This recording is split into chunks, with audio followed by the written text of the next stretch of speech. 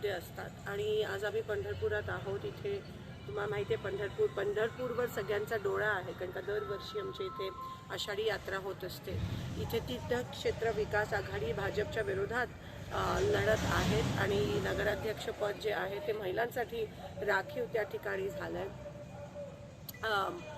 50% आरक्षण असल्यामुळे जे काँग्रेसमुळे मिळालं त्यामुळे अनेक महिला लढत आहेत. सर्व पक्षांना ही मदत होते आणि मला असं वाटतं की महिला जेव्हा लढतात तेव्हा महिला जेव्हा नगराध्यक्षपदावर असते तेव्हा संवेदनशील आणि सहानुभूतीने काम करत असते. आमच्या तीर्थक्षेत्र विकास आघाडीकडून प्रणिताताई भालके ह्या नगराध्यक्षपदासाठी आणि आमचे सगळे उमेदवार त्यांच्यासोबत लढत आहेत. आत्ताच अतिशय चांगला प्रतिसाद असा आपल्याला दिसून येतोय आणि आम्हाला खात्री आहे जर भाजप आणि हे तीन तिघाडी ते पण एकत्र लढत नाही आहेत. खरं तर ते त्यांच्यातच एवढी फूट आहे वेगवेगळ्या ठिकाणी.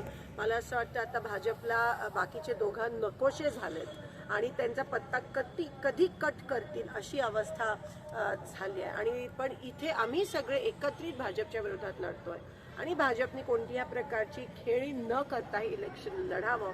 जर त्यांना हिंमत असेल तर EVM मशीन, वोटर लिस्ट आणि मतदारांवर कोणत्याही प्रकारचा दबाव किंवा कोणत्याही प्रकारचं मॅनिप्युलेशन न करता ही इलेक्शन लढावी.